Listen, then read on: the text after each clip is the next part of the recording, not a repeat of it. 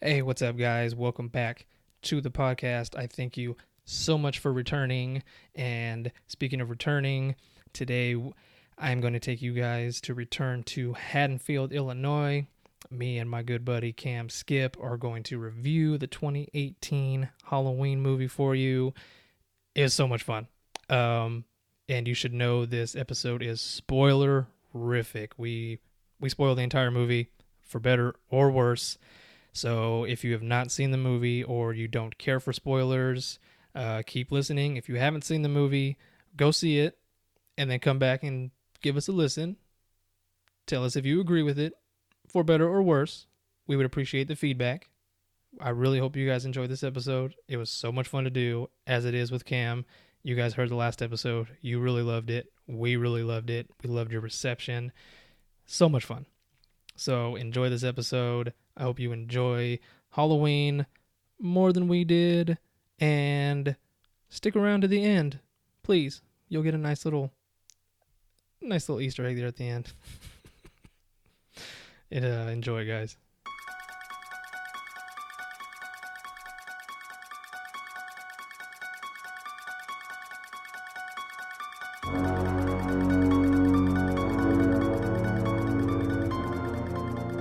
You had said that you heard a lot of good things and a lot of not so good things. Yeah, like a handful of people I know are like, oh, I went and saw Halloween. It was great. And then a lot more people that I know were like, yeah, I went and it was terrible. I was like, oh, well, why was it terrible? And they're like, I don't know. It wasn't scary. Well, no damn movies nowadays are that scary anyway. Sorry. You're this generation is a bunch of, I don't know, they've been exposed to too much shit.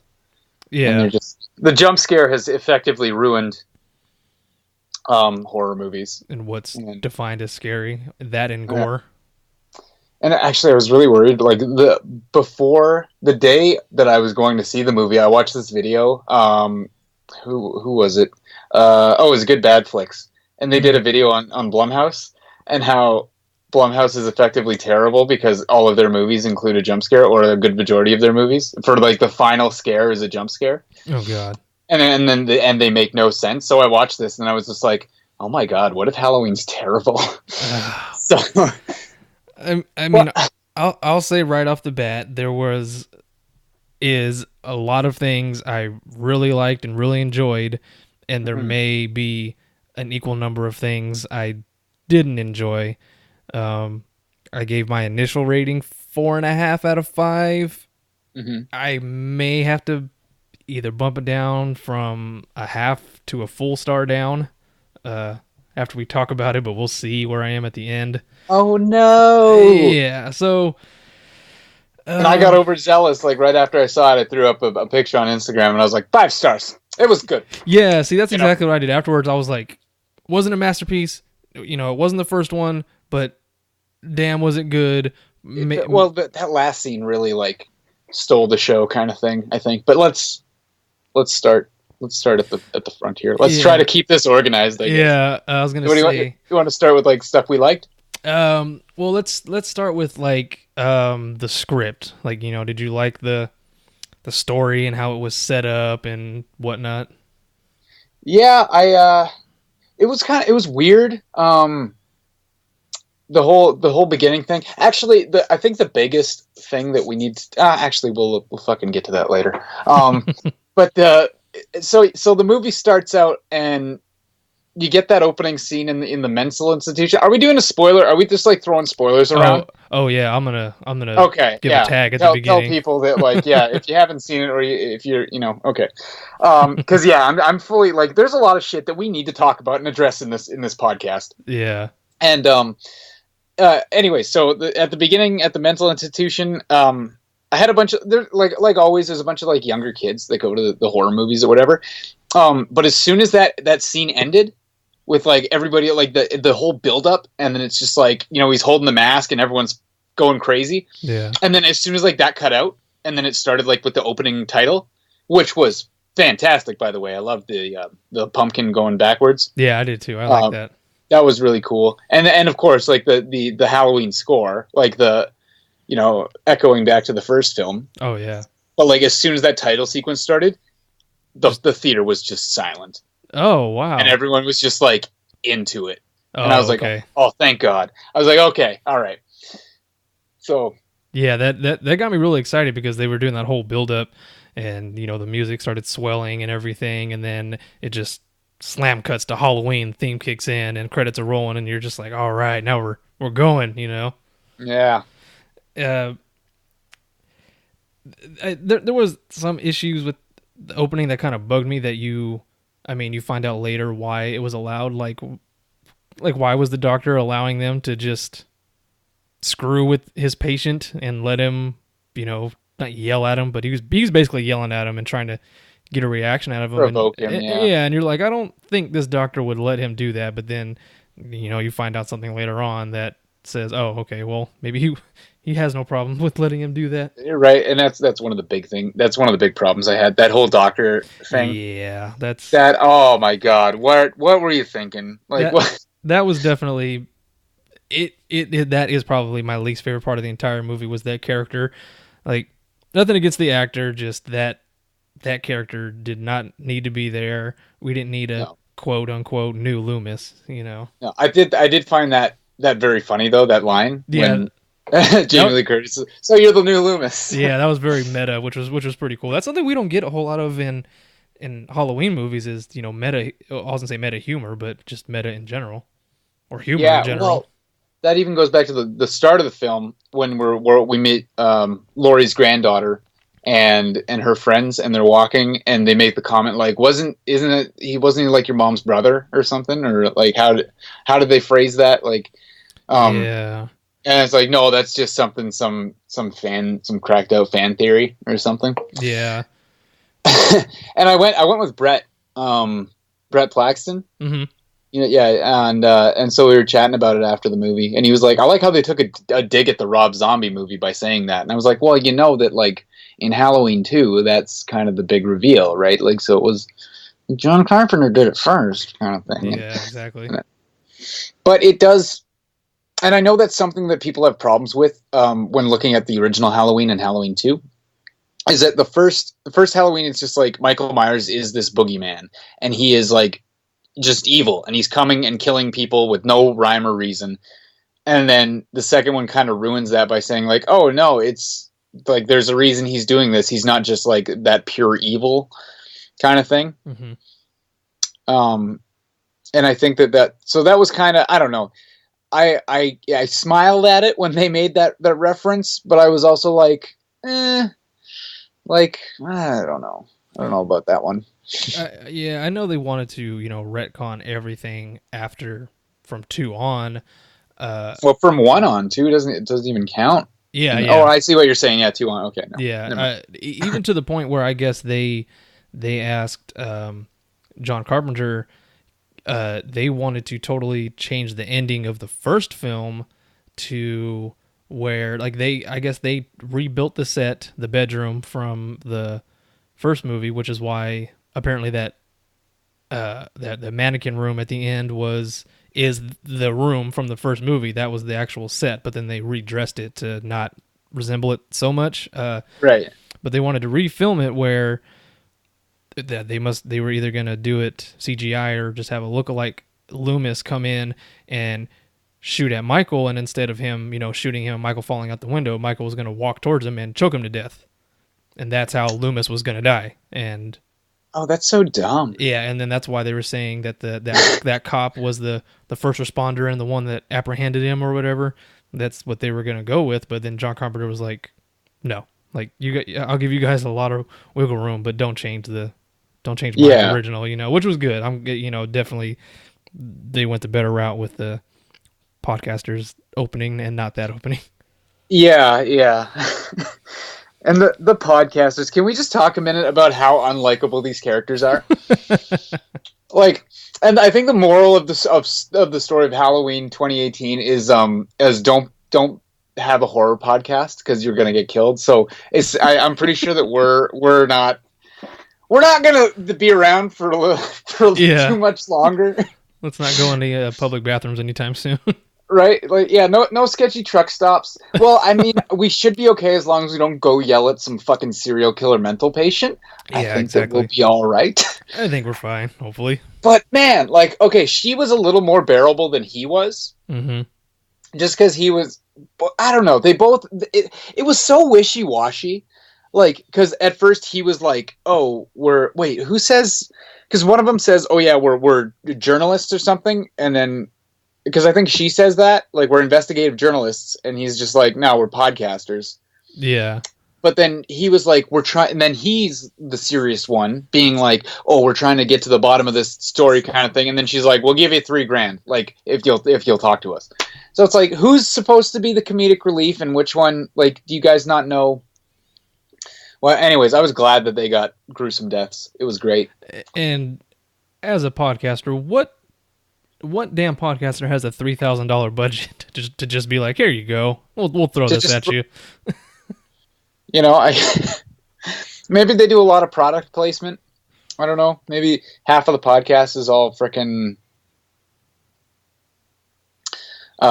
like commercials and like, oh, by the way, like, oh, the serial killer Michael Myers like went on a killing spree years ago, and he used like KitchenAid knives, like the sharpest brand knives that you can, you know. Yeah, exactly. Okay. Never mind that bit. I tried something and I wasn't sure where I was going, and it just I'm very tired as I was. No, we're good. That was one of the better sequences though. Was that the bathroom? The entire truck stop scene was very it was very white knuckle the whole time, because at first you're just like, okay, you're gonna see where they're gonna go next, and that's about it. But then you see Michael pull up in that truck, and you're like, oh shit, stuff's about to happen. And initially I thought he was just gonna do kind of like in the first movie, he was just gonna pull up, stop and look at them for a second and be like, yep, I know them, and just keep going and be like, I'll deal with them later. And no, that is not what happens. And the mask, it was calling to Michael. Yeah. And like, oh, maybe he can't just like open up the trunk, take a mask, move along.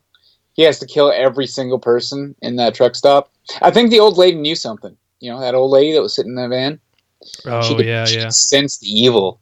I thought it was neat how it showed Michael like killing the guy off in the distance, kind of the mechanic. Yeah, that was a nice little subtle thing. Yeah.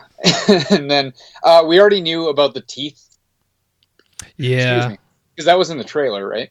Yeah, there was a bunch of things that were unfortunately spoiled in the trailer. Like the teeth thing being one of them, which I'm surprised they could even show on just a regular preview. Yeah.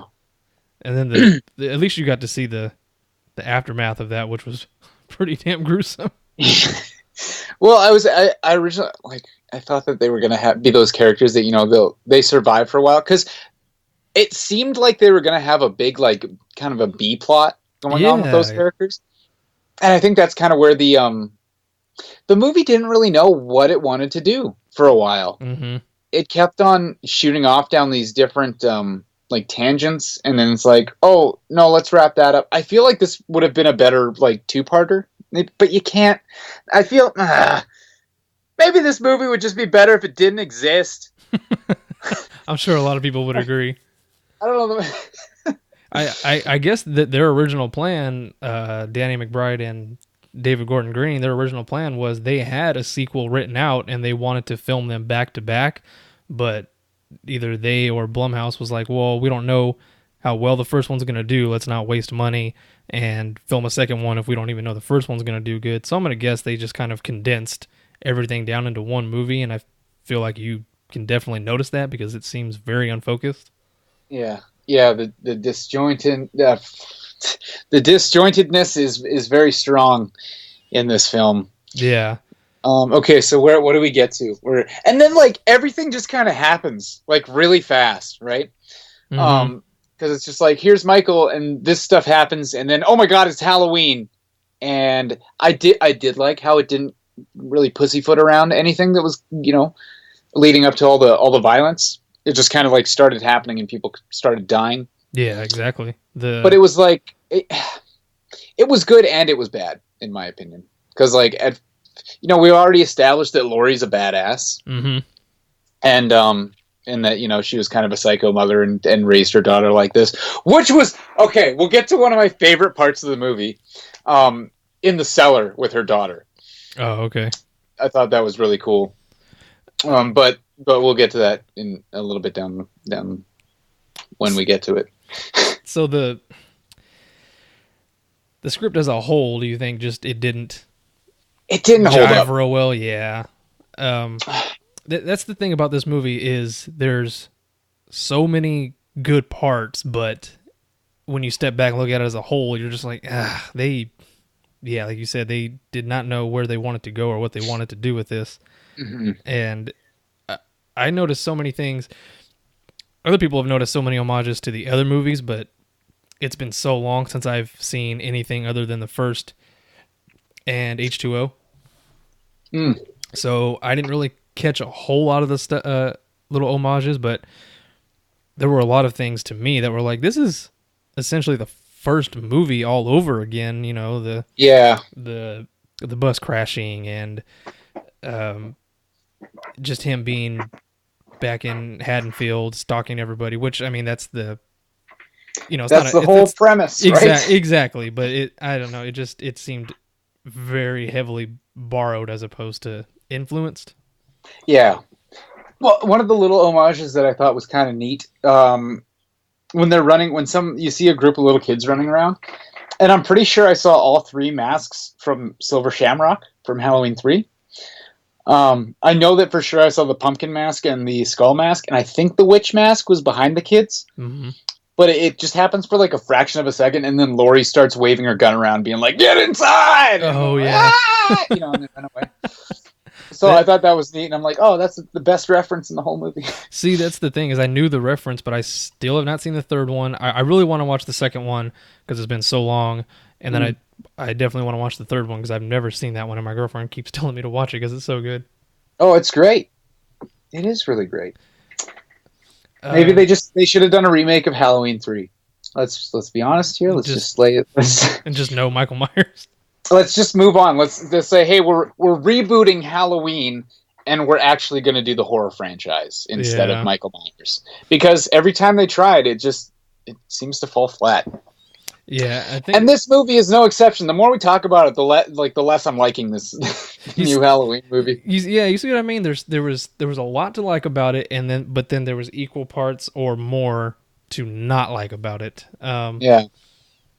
So let's move on to to David Gordon Green and his directing. I feel like other than the blatant homages and more, I hate to say, kind of stealing scenes as to opposed to being influenced by them, he did a lot of very good things, I think. In particular, it may have been a little over the top, but I kind of like the glory slow motion shot of Michael going in the trunk and getting his mask and putting it on, Because if you look at it from the point of view of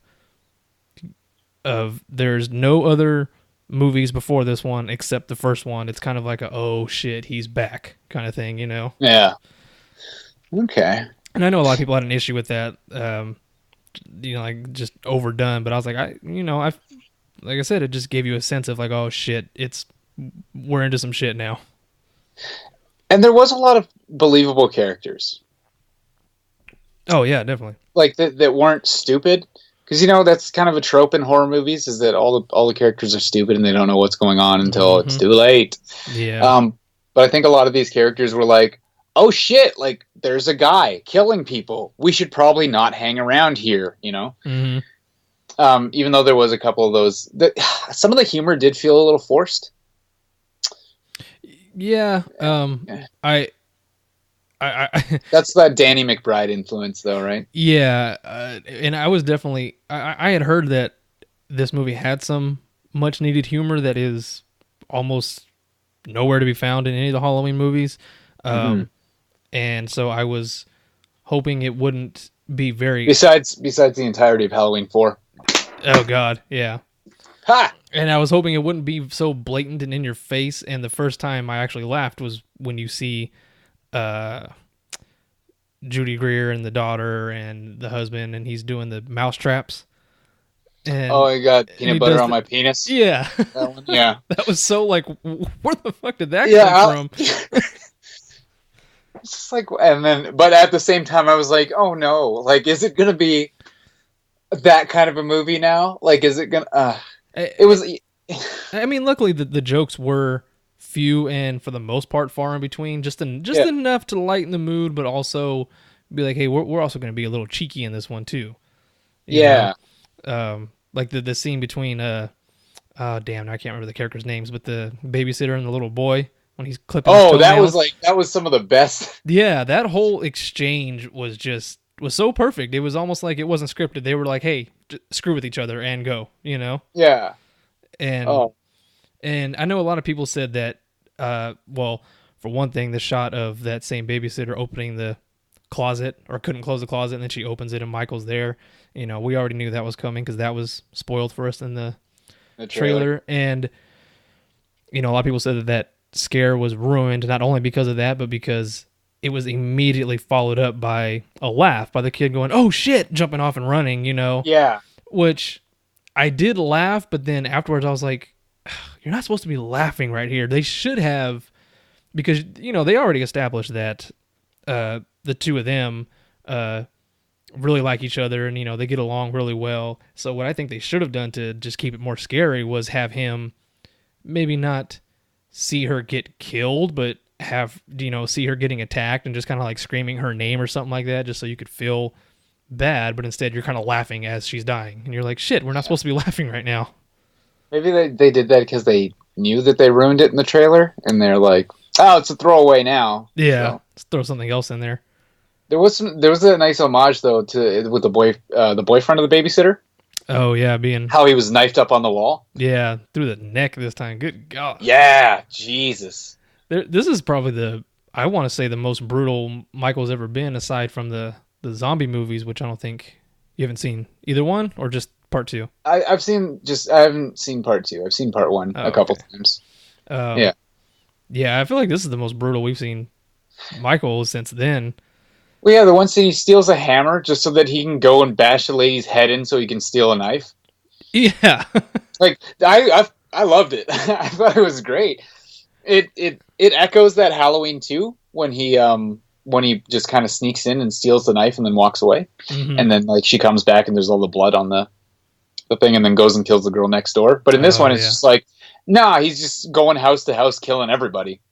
Yeah, see, a lot of people... Okay, that was one of the things I had a problem with was... Okay, so, you know, Laurie's not his sister anymore in this one. Right.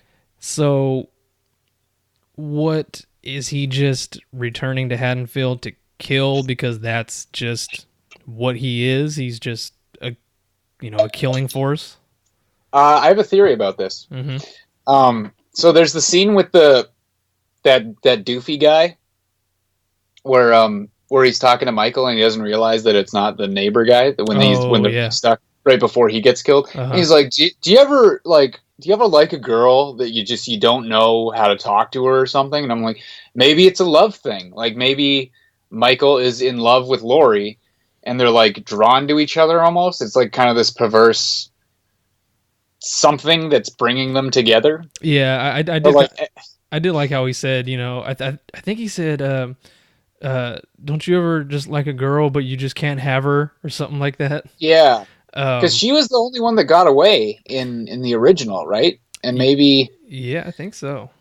But then, like, what would his motivation be? See, this movie's just a fucking mess. And like, we didn't get the like reunion scene where I get that we got the shot of her seeing Michael in the window and she shoots it, but it's the mirror, and that's supposed to be like the them seeing each other again. But honestly, I feel like it was the way it was filmed was that's just where Michael was hiding.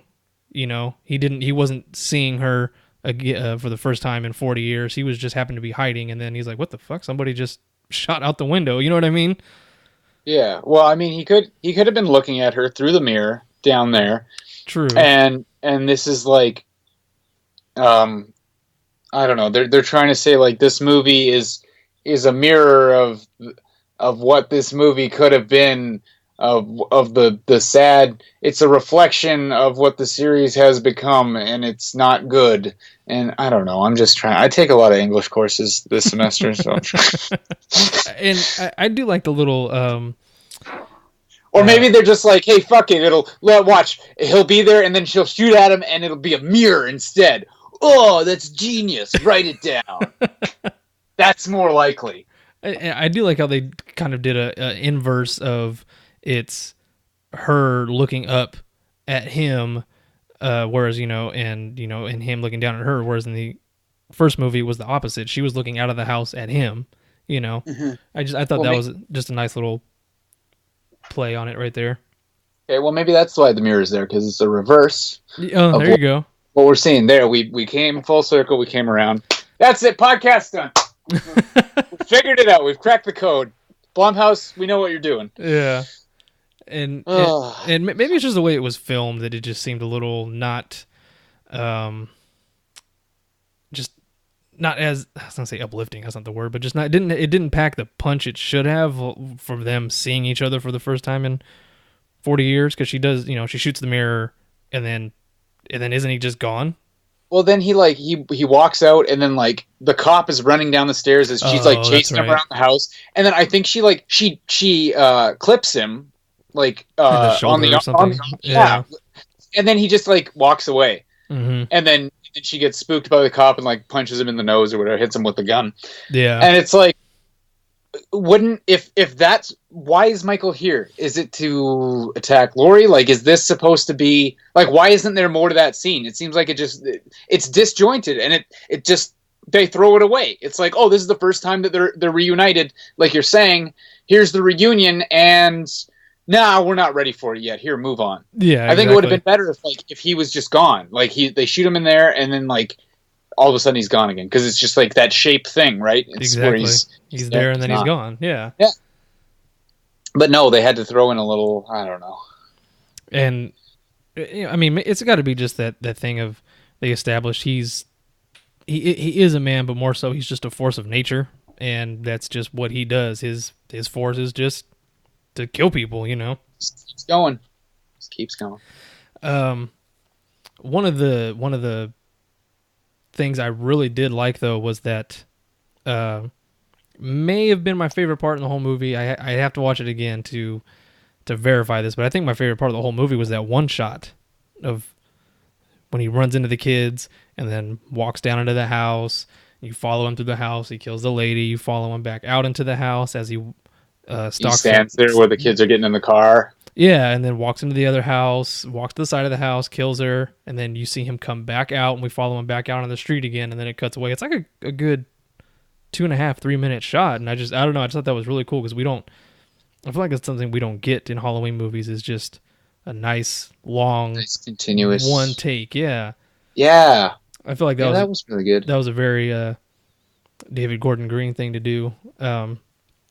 Speaking of which, I feel like the thing that set the tone for this whole movie, other than how brutal the male podcaster was killed by just getting slammed around in that damn. Yeah, that's all he did, huh? He just got slammed around. Yeah, he right into the wall. Yeah, over and over and over. But then she just got like her neck snapped, like choked out. And there was other theories about how Michael knows when he sees like a formidable opponent, and he probably knew that, oh, this is a guy, he can have somewhat of a chance fighting me. Whereas, he sees the girl cornered, and it's just like, oh, well, this is going to be nothing, This isn't fun. Yeah. Maybe. Does he think it's fun? I don't know. The whole sequence of the father and son coming across the bus wreck, that whole scene was just amazing, I thought, anyway. Yeah. That was really disturbing, too. And a couple things one thing they did really great, and one thing they should have capitalized on was, for one, I wasn't expecting Michael to kill that kid at all. Yeah. Even as he was being choked, I was like, oh, he's just going to open the door and run away, and then you hear his neck snap. Yeah. That was a nice little homage to, not Annie from the first one, it was the other one where she's sitting in the car and Michael pops up in the back, It's been a while since I've seen the first one. I can't remember who it was.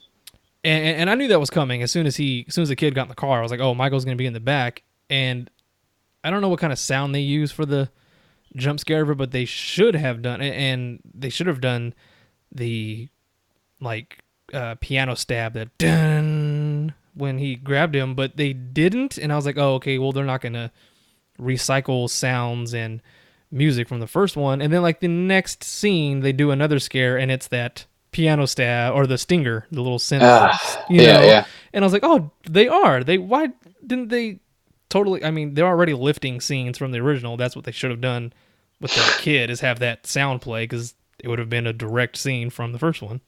Yeah. But that, like I said, that kid getting killed, that was the most unsettling thing, because it's like, oh shit, this is gonna go anywhere now. Well, I was worried about that baby too at one point, later on, during that long shot. Yeah. But yeah, then and you don't jump out at somebody who has a gun, and that's why New Loomis got shot. Yeah. He's like, oh, this kid wanders on, and he's clearly has a rifle, and what, you're hiding? And then he's just like, no, wait! Yeah. Don't shoot! And what do you hear? You hear, shoot! Yeah, exactly. Oh, someone's waving a gun. Let me jump out very suddenly and scream at them, regardless of what I'm saying. I mean, it's all the more better because that character was just shit. Yeah. Oh my God. Why? Well, there's a moment. Are we going to get to that? Well, no. A bit, or do you want to? Can we talk about it right now? The twist with him. Yeah. Okay. Let's just fucking get it out of the way. Can we just get it? Let's just rip the Band-Aid off the wound here.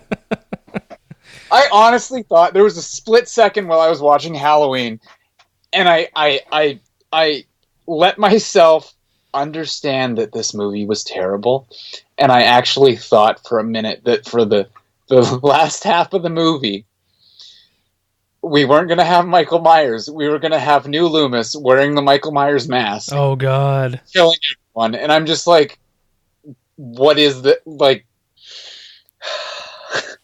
Yeah, if I didn't already roll my eyes hard enough when that twist happens with the doctor being crazy and killing the damn sheriff, I actually told my girlfriend earlier, I was like, I don't know if you saw me, but I totally turned and looked at you with a what the fuck face. Really, that's what we're gonna do now?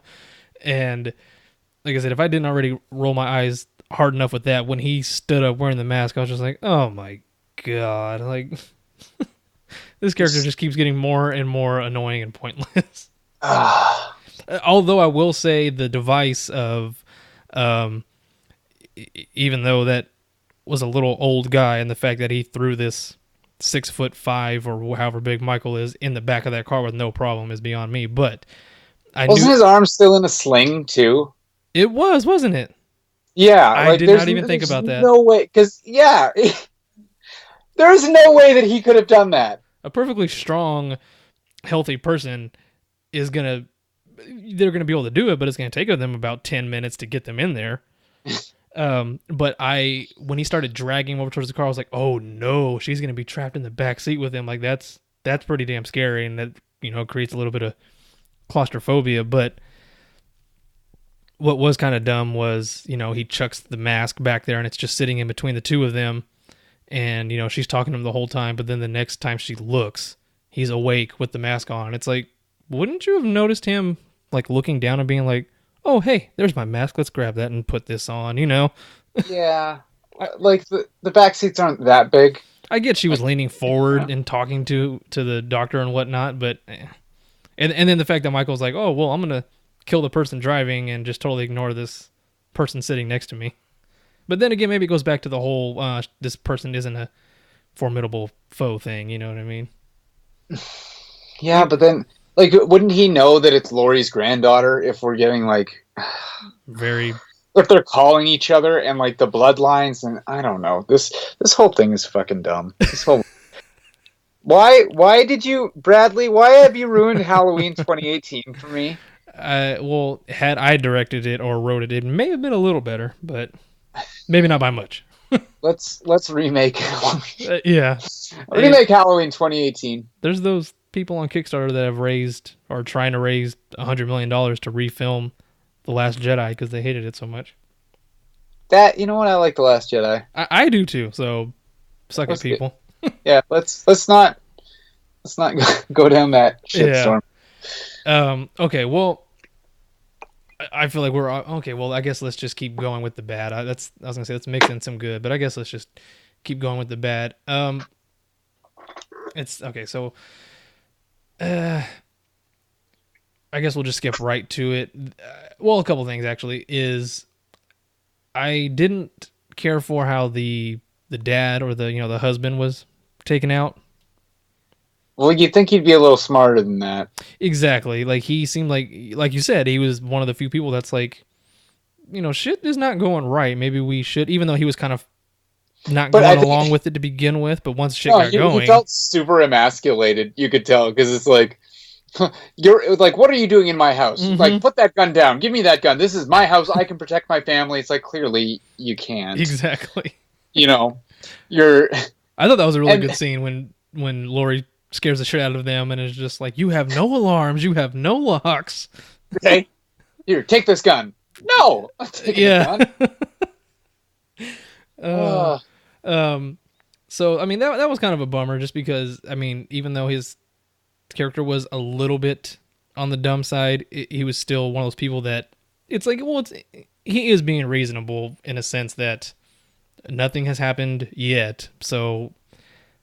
Yeah, and he doesn't believe it really, I don't think. But that is kind of dumb that he's like, oh, the cops just pulled up. They're not getting out. Maybe I should go on the porch. Well, they're still not getting out. Maybe I should go up to the window. It's like, come on. That's the oldest trick in the horror book. Yeah, exactly. Although that was pretty creepy what he did find. Wasn't it like one of the cops' heads? It was one of the cops holding and then, the other cop's head? The pumpkin were in place of the head. I think. Yeah. Oh, okay. Yeah. And then he was holding his head in the lap or something, and yeah, which I'll tell so you where did the pumpkin come from? Yeah, I don't know. That, and Michael's got a lot of time in his hands to devise shit like that. Yeah, he's really good at arts and crafts. Yeah, there was you learned that from the institution. Yeah, the arts and crafts hour. There was. I think it was on the Halloweenies podcast when they were doing the first movie, and one of them said something like, from the first movie after he kills the boyfriend and then goes in wearing the sheet to look like the ghost and all that. Yeah. They were like, so was that sheet already there and that was like supposed to be the boyfriend's costume, or is there a quote unquote deleted scene where you see Michael being like, where's the goddamn scissors? Let's cut out these eyes. You know what I mean? Stealing the sheet from the guest room. Yeah, exactly. Yeah. But, I guess that's neither here nor there. And so... To get your serial killer degree, you have to have a minor in arts and crafts. Apparently. And I don't know, did you feel like those two cops were like the bumbling idiot cops? Did you get that vibe from them, or were you just like, well, they're on a stakeout and they're just... Oh, the ones talking about the fucking Vietnamese sandwiches or whatever it was? Yeah. I mean, I get their banter was kind of pointless, but... The banter was pointless, but that's that Danny McBride humor again. Oh, yeah. Yeah, that is his name all over it. And, like, it was fine. Like, it broke it up a little bit, and I think that, like, once they got out of the vehicle, they were smart about it. Yeah, they weren't just like, they were very tactical, and... Yeah. Like, I for sure thought they were just going to get killed while they were sitting there. And I was like, oh, yeah, these idiots are just going to get some throwaway deaths. How did they die? Did they show it? No, I can't remember. Well, they were... One of the ones was with the pumpkin head and in the car, and I don't know what happened to the other one. I don't know. Like, it was like a Halloween clip show. This movie. Yeah, I can see that.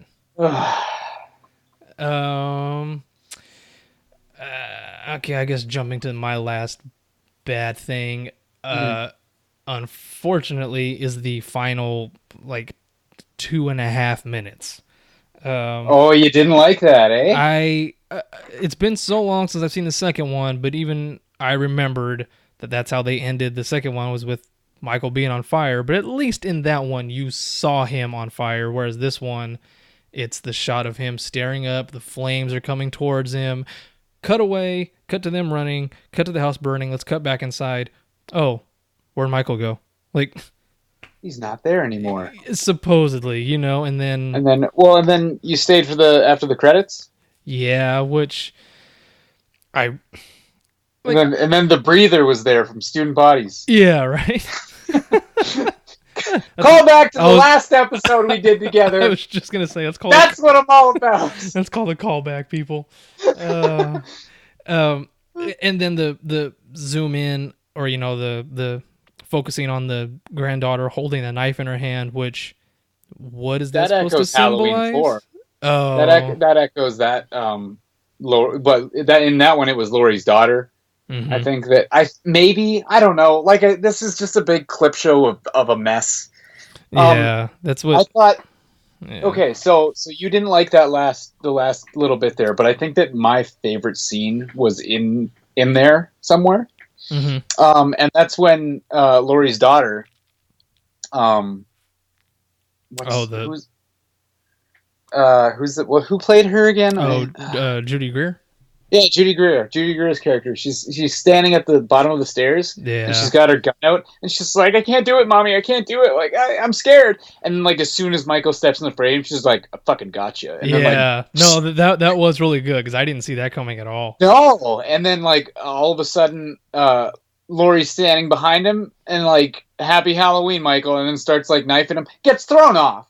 Like, yeah. Laurie was not as scared as I think that she thought she was. Because every time she goes up against Michael in this movie, she either like fumbles or he just like throws her off. Yeah. And it's okay. So there's all like the tension and lead up is there, and then it's so disappointing in the execution. And then you got that whole like, okay, there's 3 generation of Strodes like beating. Well, I guess they're not Strodes if like put the married names in it, but you get what I mean. Yeah. And they're just like beating the hell out of Michael, and so that was kind of neat. And then, it wasn't a cage. It was a trap. That was clever until you have time to think about how cheesy it was. Yeah. And, I don't know. The movie ends.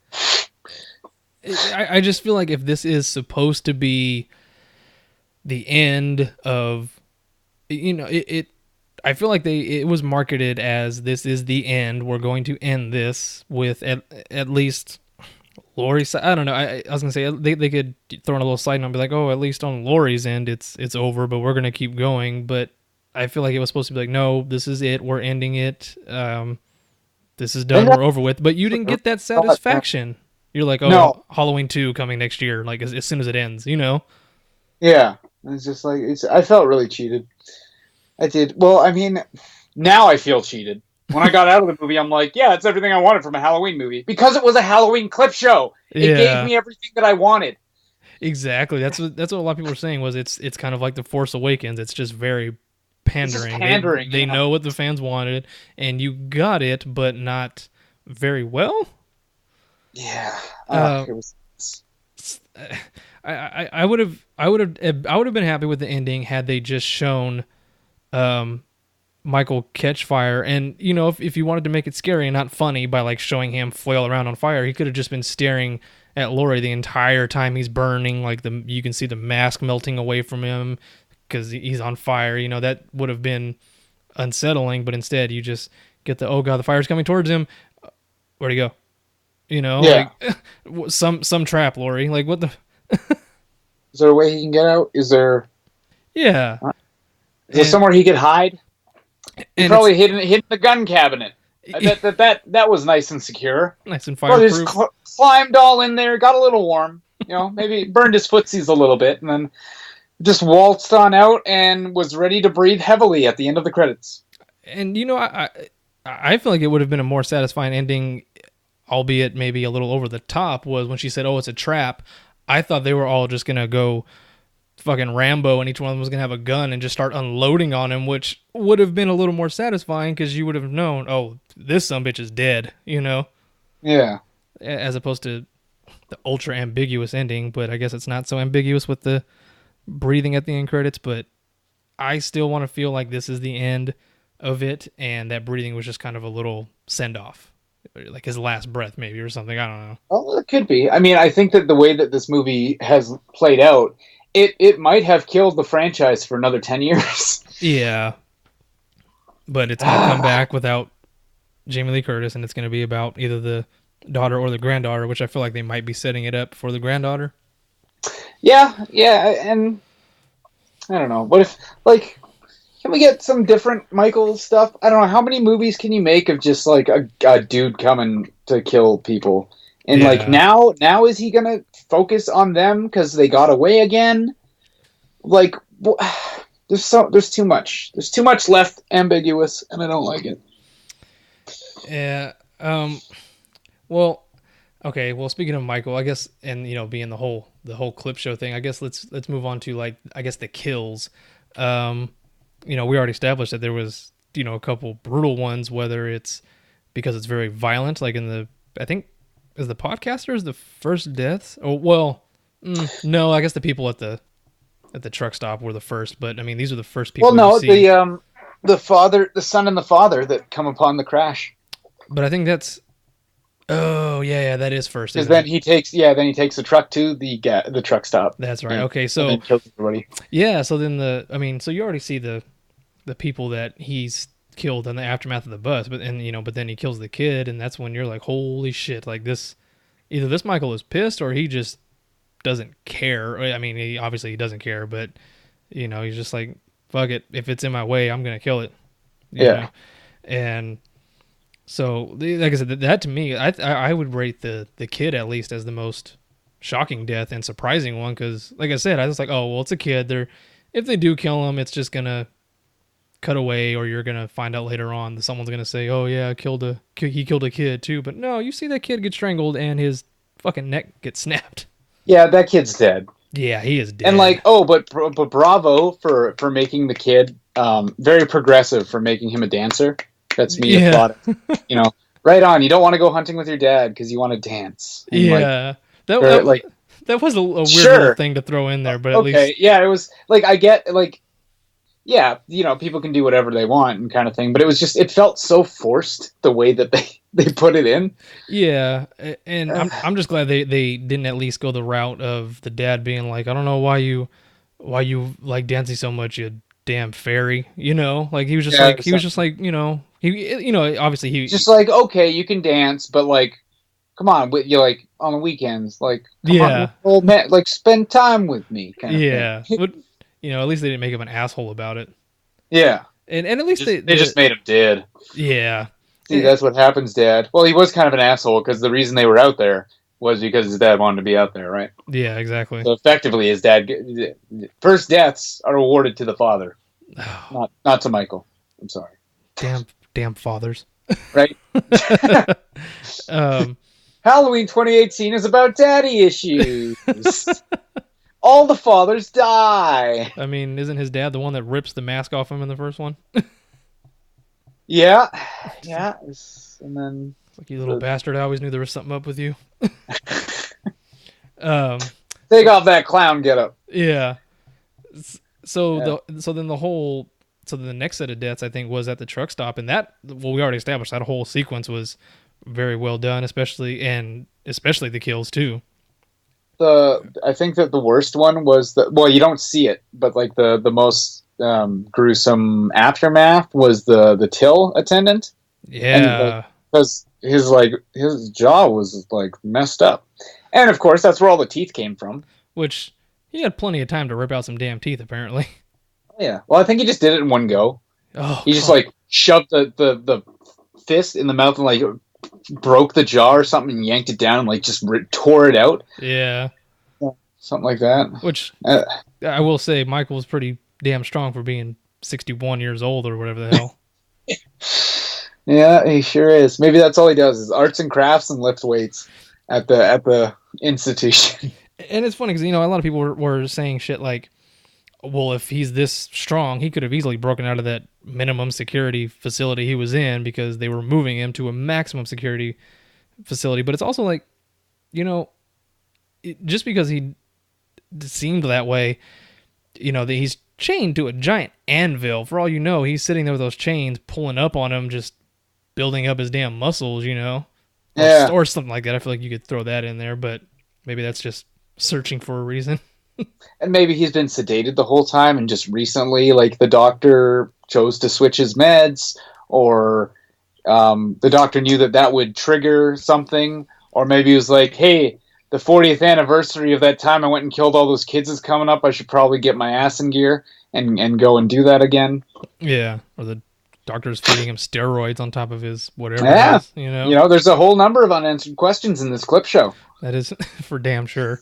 What was the? I think the next kills might have been. Yeah, I think the next kills were when he was walking through the house. I did like how there was a lot of kills that happened off screen, which is totally fine because it's you kind of imagining like, oh well, I get a sense of what he's doing, but then it lets your mind take it to the next level, kind of thing, right? Yeah, but then 10 seconds later, you see what happened, and you're like, oh, it's just as bad as I thought it was, Yeah. I will say, for some reason, like I can watch gore and people getting killed in movies all day long, but for some reason, that woman that was on the phone and she's looking out the window and he slams her head down on the headboard, I don't know if it was once or twice, but then gives her the knife through the back of the neck for some reason. Yeah, that was... For some reason, that one, I was just kind of like, I started squirming. I was like, Jesus, that was bad. Like, not in a terrible way, but just it like was just a little too much. It was extra. Very unsettling. Yeah, I don't know why, because later on, thank the Lord, you see the doctor get his head stomped out, which was it was very satisfying because I hated that character and I did see that coming, but also in the back of my mind, I was like, is that something Michael would do? I don't feel like it is. A lot of people were saying like that's a very Rob Zombie-ish kill, which I can see that. Just over the top gore. Yeah, and head spaghetti spilling out. Yeah, and some people were even saying that's something that Jason Voorhees would do. That's a Jason Voorhees type of kill, which I can definitely see that. Michael is all about stabbing and bludgeoning, not stomping people's heads in. But I only give it a pass just because it happened to the worst character in the history of this series. Yeah, no kidding. Well, besides Laurie's daughter in Halloween 4. I just really don't like Halloween 4. I don't know if you can tell. I've not heard good. Is that the one that... Okay, which one ends with her holding the knife at the end and someone's like screaming and freaking out? Oh, the end of Halloween 4 is essentially the beginning of the original Halloween, but it's Michael's niece. Oh, and okay. Now she's like, the evil has taken her, and then she kills her foster parents, and it's okay. That's the end of 4? That's the end of 4. And then in Halloween 5, it's like, she's still there, and it's all cool, and I don't know. It's dumb. Because I've heard really dumb. 5 was... I think I've heard 5 was somewhat better than 4, or maybe it's the opposite. Maybe 4 was better than 5. I can't remember. 4 had a lot of justifications to make about like why Loomis and Michael are still alive after Halloween 2. Yeah. It's just like, oh yeah, we were just burned. Haha. Oh yeah, because isn't Loomis all scarred up for the remainder of the series? Yeah, okay. Yeah. Because I've only seen, other than 3 is the only one I have not seen, and the others I've seen maybe once, other than the first and H2O. I've seen those two probably equal amounts of time, because I feel like it's kind of like you watch the first one, and when H2O came out, it was, you can watch the first one, you can watch H2O, and you have a satisfying ending, which, like you said, I know you haven't seen H2O, but you know how it ends, right? Yeah. Okay. Yeah. Which I didn't see it in the theater, but had I seen it in the theater, I probably would have applauded and been like, damn right, I got more satisfaction from the H2O ending than I did from this ending. That is for damn sure, because, okay, spoiler alert for those who haven't seen H2O, cuts his goddamn head off and is just standing there. She just stands there holding that axe, just basically doing his breathing. All you hear is her breathing with this kind of look on her face like, I did it. It's over. Cut to black. Like, perfect. That's the satisfaction I want from the ending of a franchise. No, 2 years later, you get a very shit sequel. And then they retcon it in Resurrection, right?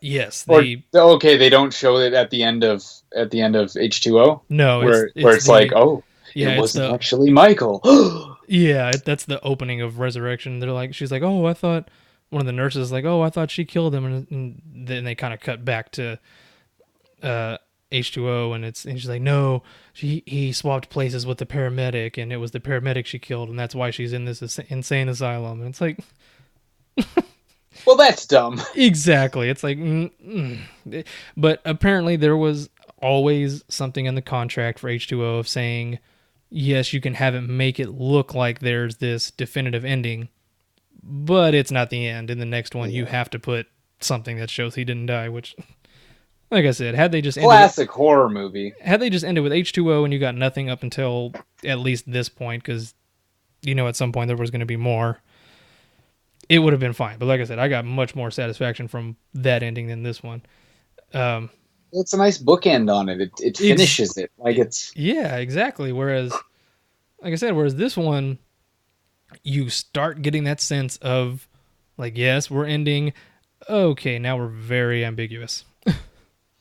Yeah, I would have liked it if, like, Laurie sacrificed herself to, like, keep him there in the house as it burned down, or if it blew up or something. Like kill them both. Like, just end it. Like, give us a satisfying ending where they both die, and it's kind of bittersweet because like they were the two that started this all, and now they die together. And like even if she went all either kamikaze and just like blew the house up with both of them in there, or she's even wearing something and just tackles him, hugging him, and just hits a button and they both blow up or something like that. Yeah. But holy shit, we have veered very far from our kill section. We have. I know this. It's like, oh yeah, we'll just do a short little review of what we thought, but there's a lot to talk about. So going back to the kills thing, I thought one of the good sequences of kills, other than, well, the babysitter with the closet thing was kind of ruined for us. We already knew that was coming, but seeing the aftermath of the boyfriend was really good and a nice little, again, homage to the first one. Yeah. But the sequence in that big like courtyard with the security lights, I thought that was actually a really good sequence, although the kind of dumb thing is, well, if he's moving, why aren't the lights coming on? Exactly, but nonetheless, for effectiveness, it was effective. It was because like as soon as the lights, because that is Michael Myers, like when the lights went off the first time and came back and he was gone, and the guy was like, hey dude, you're being really creepy right now, like where'd you go? That whole part was like, see, this is Michael Myers. You saw him 1 second and you get a split second of not looking at him and he's fucking gone. Like that is Michael Myers, and then I thought that, you see that guy, run away and get stabbed as he's trying to climb the fence, but then you see the aftermath of him, it's like coming up through his jaw, because he's trying to climb over the fence and then just died and then just fell on the top of the wrought iron fence. It's funny that they made for a lot of the kills, they made the aftermath more, I guess, satisfying than the actual kill. You know what I mean? Yeah. Well, okay. So briefly on the whole topic of the kids thing, I'm glad that they. I'm glad at the lack of screen time that the boyfriend got, because I feel like the movie could have veered down a path that like brought him in as another character after like he cheats on her at the dance or whatever, and then instead it's just like, nah, fuck you, I'm done, and then she walks away. Yeah. And then it's like, and then you never see him again. And I'm like, right on. That was okay. Check in the positive column for Halloween. Yeah, and then that's it. You don't see him at all, right? After that? It's just like introduce useless character. Yeah. And then never see it useless character again. Because it's not about him. Which his whole, the whole character is laughable, but then the whole of him just being like, what? She just came up to me and just started whispering to me. It's like, how fucking dumb do you think she is? Like, come on. Clearly, we just saw what was up. Yeah. Like, you whisper with your tongue there, mate? So that's how she whispers in your ear. To her ear mouth. Yeah. I didn't know your ears were located in the back of your mouth. Oh yeah, it's just by the tonsil area. That's where my ear is. I just gotta whisper through your mouth. Isn't that where the eardrums are located, in your tonsils? I'm no expert on human anatomy, but I'm pretty sure that's how you whisper, babe. Okay, so. Man. Okay, so what was the next kill after that? It might have been. I think it was probably the. I was actually really pissed. I'm pissed that the sheriff died, and I'm also pissed at not necessarily how he died, but who killed him. Killed him? I grew to really enjoy the sheriff. Yes. He was one of the, if not the best character next to Laurie. Because he was very fleshed out, even for what little bit of you knew about him. I mean, and he wasn't stupid. Yeah, he wasn't stupid, and they said he was the first responder. I think they said he's the one that apprehended Michael. I might be wrong. Maybe not, because again, he's the first responder on the scene anyway. Yeah, I was gonna say, because maybe if he was the one that apprehended him, he also didn't get the reunion of like, shit, he's back, and Moving on to the next death, which is, who was the next death after the cop? Well, the two other cops? The two other cops, and thankfully the fucking doctor getting his head stomped in, which again was over the top, but because of the character, I was totally fine with it. This is true. And then unfortunately the dad, which could have gone out a better way. That was a very lame way to get him outside, but it was also a very lame way to dispose of him. Maybe it was a pacing concern. They were like, all right, we have a lot of characters in this movie. Let's just dispose of him and get down to the bare bones here. But it's, why not even just, as he's looking in the car freaking out, just have Michael come up behind him and fucking stab him in the back of the throat. Oh, well, he didn't have any weapons at that point because he had been apprehended. And did you honestly think he was... I guess not. I was going to say, did you think he was done for when he got run down by the sheriff? Michael? Yeah. No, absolutely not. Because the doctor went out and the doctor went out. Yeah, and checked his pulse and said, "Oh, you've killed him." And that was initially before you knew the twist. Well, maybe you knew. Yeah, that was coming. Right before, and he was like, "Oh, you've killed him," and then it's just like, "Oh, well, that's kind of." And then no, is he gonna be Michael for the rest of the movie? That's garbage. Yeah, had that happened, and an extra, maybe if he put on that mask, killed one person, and it's looking like he's about to do another, and he is not disposed of mighty quick, I may have just gotten up and walked out. I wouldn't have blamed you. But luckily he was disposed of 5 minutes later-ish. Yeah. And what did he say? Was it Judith? was it Judith? Did he say Judith? Martha! Why did you say that name? Yeah, I was going to say that was a very Dawn of Justice moment there. It was so bad. It's like, Michael talked to me. He said something, and then this doctor, who has literally been with Michael for like, I don't know, the past at least 20 years, maybe. Yeah, something like that. Well, if the original plan had worked, then Loomis died right from the start. Oh yeah. Maybe 40 years. I don't know. And you've never heard him say anything, and you think that, because it's Laurie's granddaughter, that I don't know. It was just dumb. The whole, he got really stupid.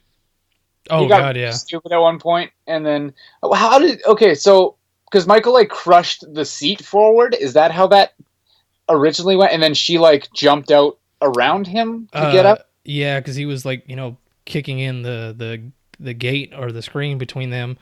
Yeah. And then I think that's what caused him to crash or whatever. And as he was dragging the doctor out is when she decided to hop out and run. Yeah. Okay. And then just runs into the woods. Which apparently one of the most universally panned scenes in the whole movie was when she reaches Laurie's gun range and starts screaming at the mannequins for no apparent reason. Yeah. Yeah, that was kind of dumb. I get that she's got that adrenaline kind of going and she's terrified. I think that she ran into the woods on one side, but I don't think it was the same side as Laurie's house. Mm. If we're looking at it, because the cops had to, well, oh geez, that whole scene was so confusing. I thought that the cops turned around to head back because they see him in the rearview mirror, right? They look. The cops see the vehicle coming up in the rear view, wasn't it? No, I think they see them coming at them. I think they're facing the way you come in to make sure nobody was coming in. I think. Okay, then maybe they did. I'll have to check it out again. When it does come out. You know what? I will say the one dumb thing they did was I don't know if when they got on their radio, I don't know if they were calling his car and saying sheriff or if they were just saying it over their loudspeaker, but nonetheless, they're like, he didn't answer. Let's go investigate and not tell anybody what's happening. It's like, why not get on and be like, hey, we may need some backup. We have some issues here, Hey, there's a mass murder on the loose, and the sheriff isn't answering his phone, but he probably just left it off, right? And his car's in front of me. and the car's like stopped. It stopped very strangely, almost as if somebody was having troubles driving it, or like, But everything's fine, nothing to worry about. Let's go check it out. Yeah, I feel like that was again very contrived for them to get out, but at least when they got out, they did it very professionally. They weren't just like, hey, why don't you go around to the right and I'll go to the left? Like they were doing, like you're supposed to. Like they were doing, they were very protocol, which is, I mean, it ultimately didn't pan out, but at least they weren't stupid about it. True. Was there any other deaths? Then the father died. Which again was very. And he got stuffed in a closet. Yeah, again, Michael's got a lot of free time on his hands to stage shit. Well, and then so did Michael, he kills the father, he drags him around the house, he climbs up the house, he like scales it, and then comes in through the window, or does he come in through the door? And does he take the father in and walk up the stairs? Does he throw him up there? Does he, like, where does he have time to do all of this? I don't understand it. Because I think he kills him, and then that's when Laurie goes up to the door, and he comes to the door, and all that shit happens, but then she loses him for a little bit when she goes down to he comes in, and then she runs down into the cellar, then she goes back up again. So maybe he'd have to be moving very freaking fast, because she was only down there, 2 minutes, maybe? Something like that. For such a big dude, he's really light on his feet. And being 60-some-odd years old. I mean, hey, look at Sylvester Stallone. He's pushing 70, if not 70, and he could probably take on Mike. You know what I mean? Like, true. So maybe they're like, oh, age isn't a factor, Sylvester Stallone's 70 years old and can still kick some ass, but it was all the steroids that he got fed at the institution. Apparently. Yeah. So then I think I feel like this actually had a fairly low death mortality rate here compared to others. Yeah. I don't know if we're looking at how many just citizens of Haddonfield got killed. I don't think we break double digits though. Well, maybe. Yeah. Did he kill any? I don't think he killed anybody on the bus except maybe the cops, and then the cops outside. Well, there was a couple cops in the ditch, but that could have been any of the psychopaths, right? Yeah. Even though it sounds like, because when they go in to the hospital where they're keeping New Loomis, and it's just like, yeah, well, look at this manifest kind of thing, but like most of them are harmless, but there's like 2 or 3 that are like psychos. Yeah. And it's like, and look at this one. Shit. Yeah. And okay, so let's kind of try to do a quick death count, shall we? And well, real quick, I didn't know that after the kid is on the bus and he shoots New Loomis, and then he goes back out, and I don't know if he falls or if he just sees the body there with the broken neck. I didn't realize that was the dad. Oh, was it? Apparently. I heard somebody else say that was the dad, because they're like, oh, what happened to him? Did he just go out there and never came back? And someone goes, no, that was him laying by the bus with his broken neck. So... No. I think because I was focusing too much on the injury and not on the character, I didn't notice it, so... Yeah, it kind of stuck out at you. Yeah. Pardon the The unintentional pun Yeah, there. semi-unintentional, I guess. um, Well, I didn't notice that. oh, Weird. okay, so I guess if you in that scene, if you only include, we'll say the son and possibly the dad, that's two.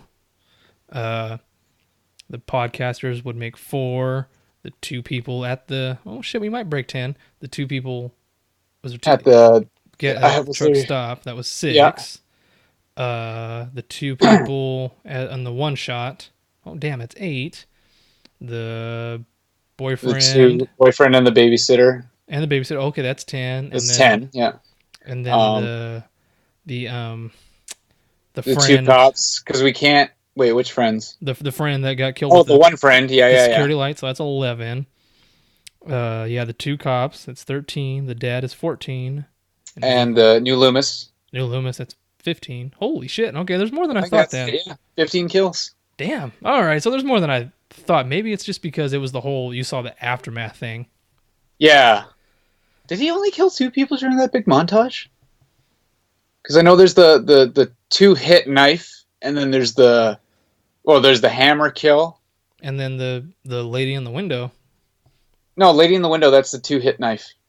Because the boom boom. Oh wait, was that the same lady that he hits on the headboard? Yeah, because she's like looking out the window and he comes up behind her Yeah. and slams her head down and then Yeah. stabs her, which... Yeah, the old two hit knife. Well, it's like, yeah, what's with that initial...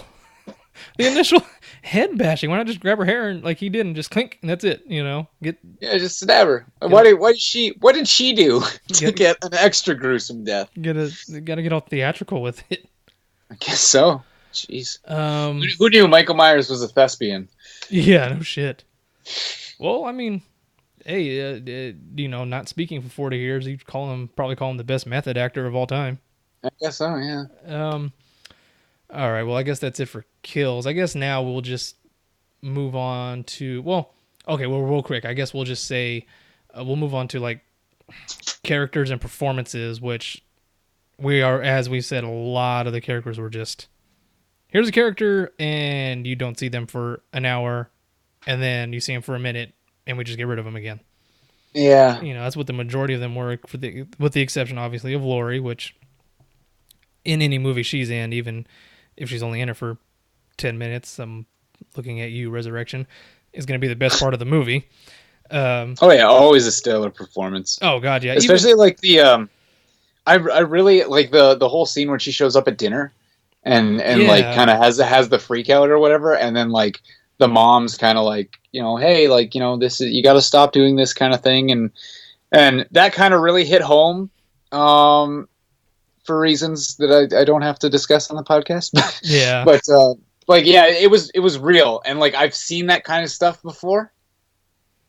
So yeah, and like that was kind of the disappointing thing was they didn't. It would have been nice to see more of that, whereas it was just she showed up and then she kind of got upset and then she leaves and scene's over. And it's like, we could have used a little more of that in this movie. This clip show? Yes, exactly. But yeah, that was definitely one of the better scenes, even though it was, like I said, very rushed. But it was kind of a shining moment for everyone involved except for the boyfriend, because he didn't really, I don't think he said anything. He just kind of reacted with his face the whole time. Yeah, he was just there. But yeah, me and your dad used to smoke peyote in the desert kind of thing. And it's just like, that. Okay. I think that was another McBride moment there. Yeah, absolutely. Yeah. It was pretty funny. I don't know. I liked it. And then I think the next best character, next to Michael. I mean, depending on who you get to play the Shape, Michael should always be number 2. Well, in any movie that Laurie's in, anyway. Yeah. But I feel like I would put him maybe. Yeah, I guess he would be number 2 in this one because the new guy that played him I feel like he did a damn good job. I know there's a lot of complaints that said he was moving a little too fast in some scenes. Oh, whatever. He's stretched those legs, go for a little jog. Yeah, that, and they were saying that he probably knows he's on somewhat of a time constraint too, because he's only obviously he knows that they know the bus crashed and where he's going to be heading, so he probably knows he has to pick up his pace a little bit, which I'll give them that. And the steroids, that probably helped. Yeah, out too. the steroids as well.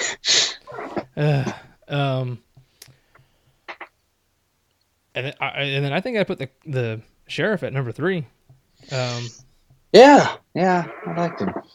He was he had a bigger role than I thought he was going to have. Yeah, no kidding. I'm glad. You know what did really annoy me that I didn't notice until I started reading other reviews was the other cop, the black dude with the cowboy hat. Yeah. You see him pop up in several scenes and, just kind of assess the situation, but then you never see him again. Yeah, he's just kind of gone, eh? No explanation. It's like, oh, hey, all this bad stuff is starting to happen. We got to protect, this family. And then he's like, well, shift's over, boys. Like, because wasn't he like the new chief of police or something like that? It was something. So you would think he would have been somewhat more involved, maybe. I don't know, but yeah, they were just kind of like, oh, let's introduce this fairly interesting character for what little bit we're going to show you of him, and then gone again. Another character that he just introduced to you, and then just leave in the wind. Yeah. Damn writing in this one. I feel like the script, again, the script was shit. Mostly. The script was shit. The acting was mostly shit.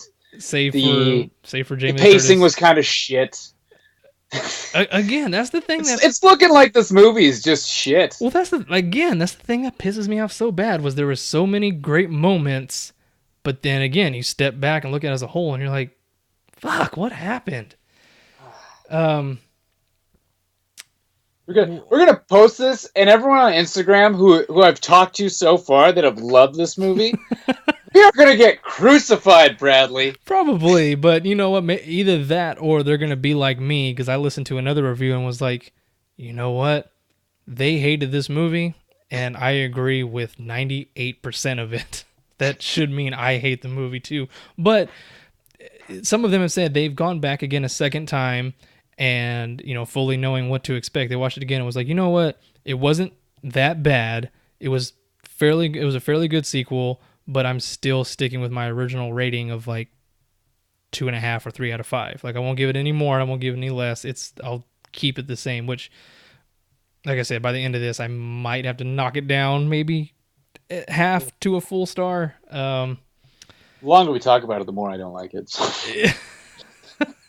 and you know what? The other day, I was like, you know what? I want to go see it again. I really want to go see it again, which I still do, and I still might. Just because it's a Halloween movie, and at the end of the day, even as brutal as they are, they're still fun, even though a lot of it doesn't make sense. And when you dissect it, which I feel like with a lot of bad horror movies, you're going to be like, well, of course it's fucking stupid. What do you expect?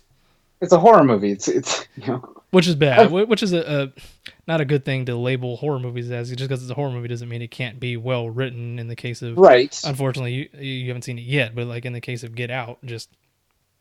It's well-constructed, well-paced fucking horror movie that won an Academy Award for Best Screenplay. Come on. True. Which I feel like in some ways might even be better than winning Best Picture, because it's yeah, your movie as a whole was great, but your story and the way you wrote it was even fucking better. You know what I mean? Yeah, true. But sometimes you're just in the movie for a dumb horror movie. Yeah. Or did I say in the movie? Sometimes you're in the mood. That's what I meant. I can't remember. Fuck. That's I was talking to my friend the other day, and she was like, "Yeah, I tried to watch The Witch last night," and she was like, "I just wasn't feeling it." I'm like, "Yeah, you got to be in the mood for something like that, right?" It just has this slow atmospheric burn, and then it's this is with a couple what the fuck moments. You can't just randomly be like, you know, I'm gonna have a casual watch of The Witch, or yeah, Get Out. I've got a lazy Sunday. I'm bored, but I'm in a good mood. Let's just put on Suspiria. And it's oh no. Oh, you don't do that, man? Oh Jesus Christ, no, I can't do that. Oh, I fucking love that movie. Oh, I love it too, but it's way too atmospheric to just casual it's viewing. super. Well, I don't know. Sometimes that soundtrack and stuff. Sometimes I'm doing something in my room, and I'm just like, man, I gotta. Well, I'll throw on the movie just to listen to the soundtrack and stuff. Technicolor Nightmare. Yeah. Suspiria. Actually, yeah, but then I never get anything done. I can't casually view it because then I get all into it. So, Yeah. No, touche, sir. And you just reminded me, there was one last section before we get into, I guess, our final section, which would be the rating. But soundtrack, how did you like the score of it? Yeah, it was on point. It was a Halloween soundtrack. It was great. I really liked it. I liked the revamped theme and how, it's obviously John Carpenter, his son, and Godson doing it, but so you got a lot of the synthy stuff, which was cool. But then you would get like Laurie's new theme, which was just all piano driven and very melancholic, which was still nice. But then you'd get somebody else's theme that was a lot more ramped up and very punchy and hard hitting. I think one of my favorite ones, which worked very well, was when I still can't remember his name, but it was the damn guy that died on the wrought iron fence. The friend that and got the wrong signals. Yeah, exactly. Damn it, I can't remember her name, but the granddaughter walks up and sees him hanging there, and then Michael pops up and she starts running, and when she starts running, the musical cue kicks in, and it's very synth driven, but then all of a sudden you get these just guitar wails of just, and that was very unnerving.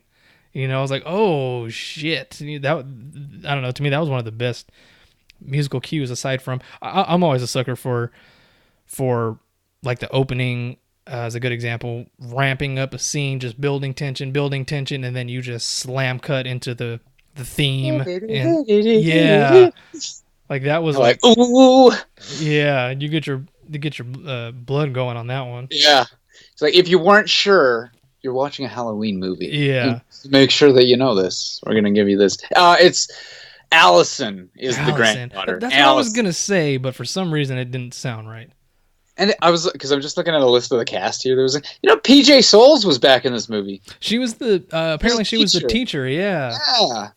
Jeez, was it just at the dance or something? Or what? Did they show her? Maybe because there's the one scene like at the very beginning where Allison's sitting in the back of the class and she looks at the and Laurie's standing there, which was hilarious. Another nice little homage or inverse of the original, Right. Which that's the thing is if you're there was a few times I was gonna say, if you're gonna lift scenes, at least play on it, but that is pretty much what they did. Maybe it just wasn't so effective in some ways. Because like I said, that was a very good little homage, but an inverse. And then the other one was when the showdown, when Laurie falls out of the window and Michael goes and sees her there, and then looks back, gone. And then looks back again and she's gone. And then I don't know if they play the theme or if they do the little stinger. And I need to look that up. There was something there that was like, oh, yeah. Look at that. I need to look that up because I always call it a stinger, and I feel like stinger's at like the end of the credits. Well, no, the sound that it makes, that little synth. I can't even try to emulate the little it. Synth. Ding! It does. Yeah, I feel like I read somewhere that particular sound for Halloween is called a stinger. I might be wrong. Now I really want to research it, but I thought that was really cool how they did that little play on that, because I think there's even kind of a shot of Michael where after it cuts back to him, he doesn't like really move around, but you can kind of tell he's somewhat confused, like, what the hell? You know what I mean? This little head thing. Yeah, just a tiny little like head movement where it's like, shit, what happened? Okay. So actually the last thing I want to get to, it would be the showdown. Did you like that whole scene from the time she went back up and was searching for him through the rooms and whatnot? Did you like that whole sequence? Well, it felt like it was both too long and rushed. Yeah, I can see that. Because it'd be like, okay, so like everything happened so quickly in such a short span of time, but the scenes were so long, like the segments of her like walking, and you're just like, oh, when's it gonna... So it was good at building tension, but then it was just like, okay, he's not going to be here obviously because it's too soon. He's not going to be in the next one. He's not going to like, this is where he's going. Oh yeah, there's the dead body. There's, you know, this is gonna, and then and just kind of, I don't know, the build up. It was just mediocre. Like, it feels like it should have been better. And then the final showdown was over in a blink of an eye. Yeah, that was the thing, is it should have led to a more of a duking it out as opposed to basically starting a bunch of flailing on top of Michael and then push him down the stairs. Yeah, that, and we're back to square one. Now we're back down in the basement again, you know? Yeah.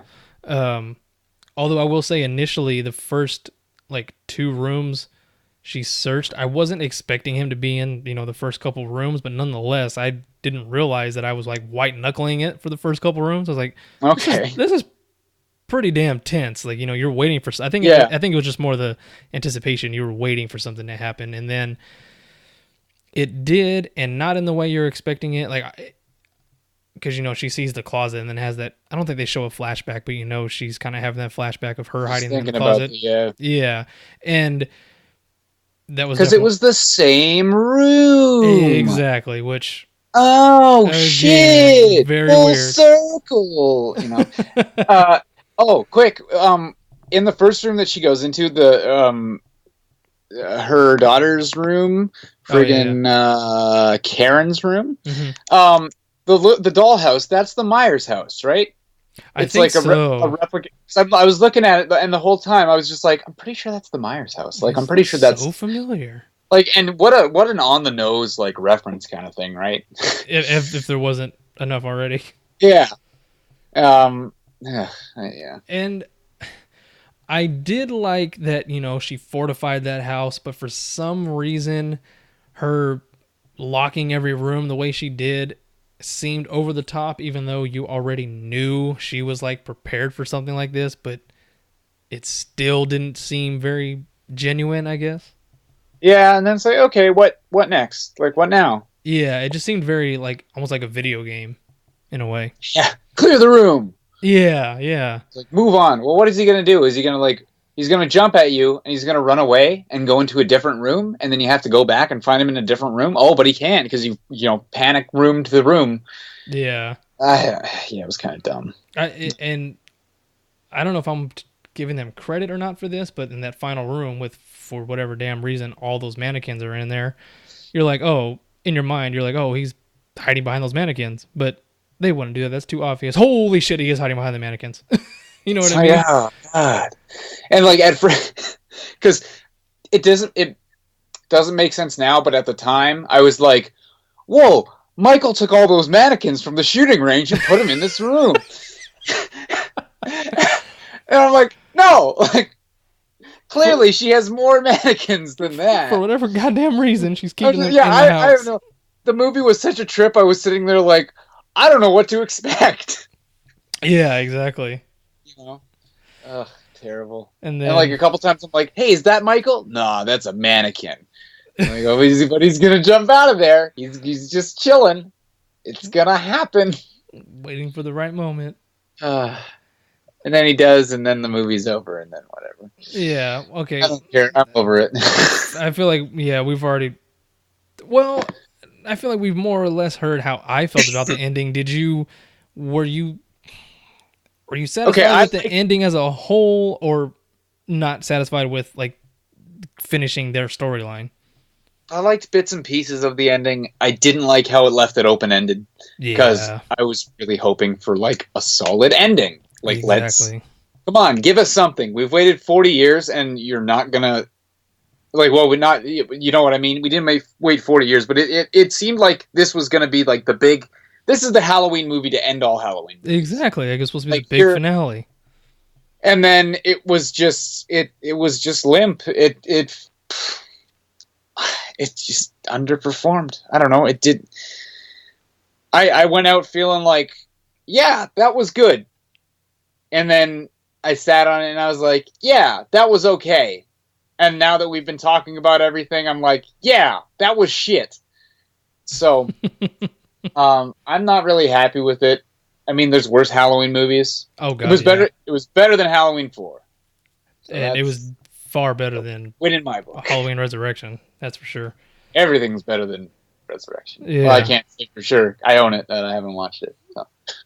I was gonna say watch it, and then immediately after you're gonna be like, yeah, I agree. You're right. Why did I do that? Why did Yeah.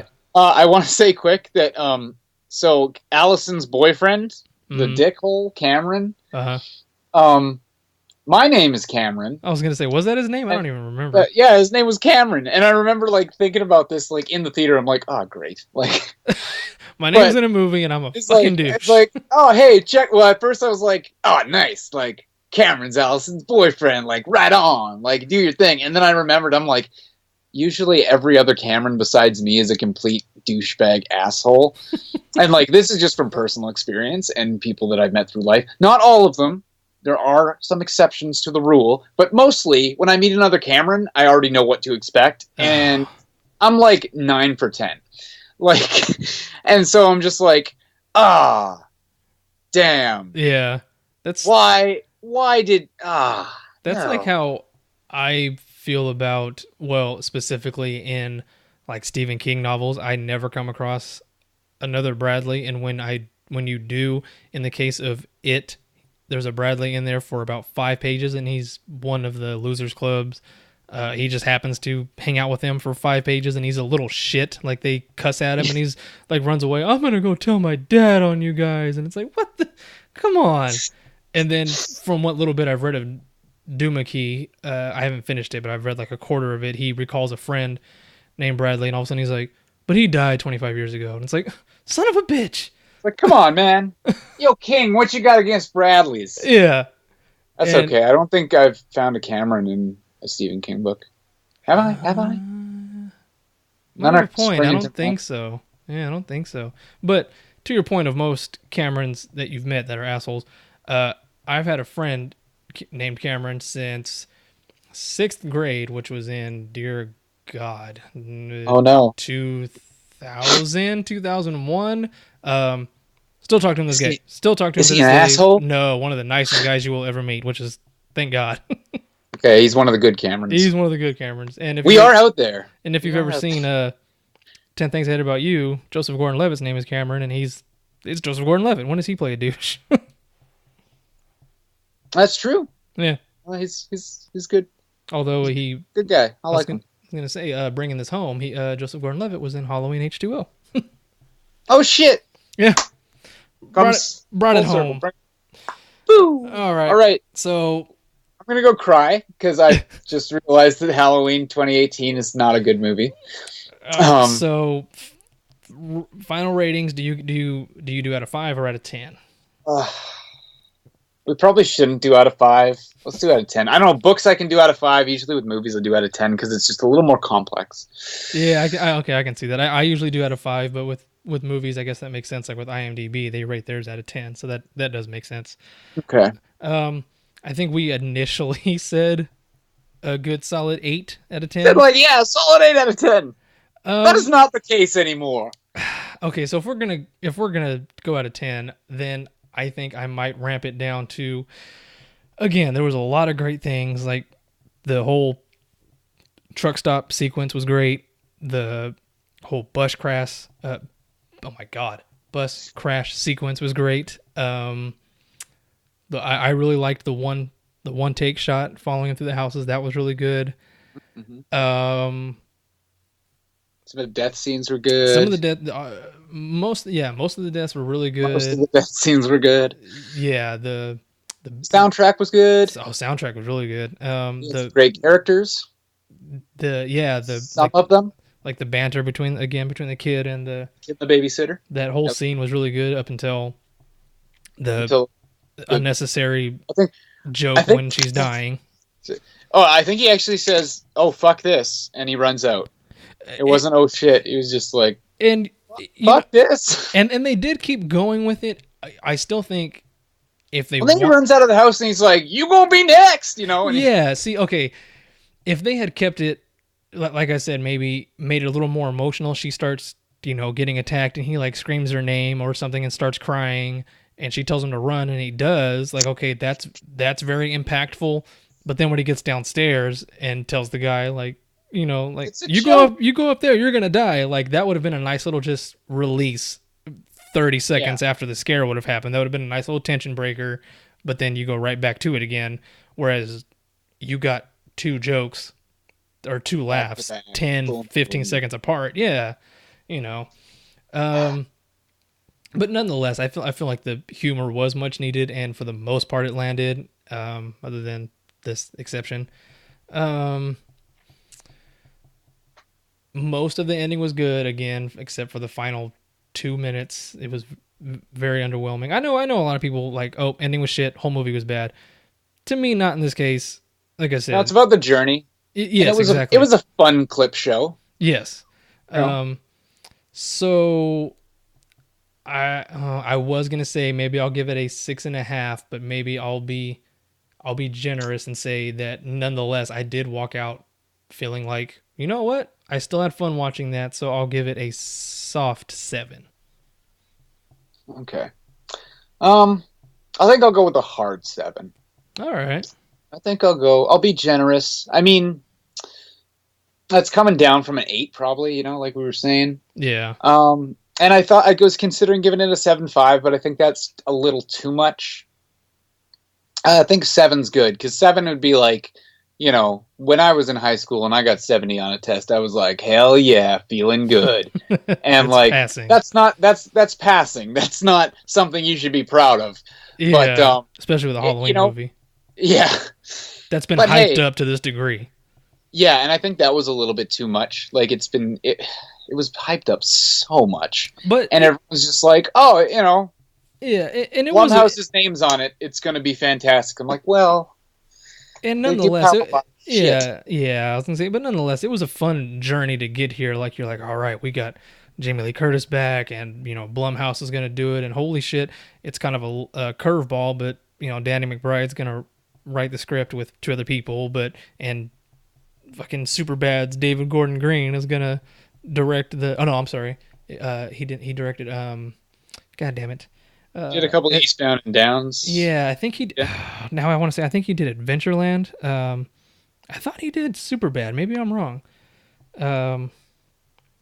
Let's use the old IMDb here. Pineapple Express. There you are. I knew it was one of those. Yeah.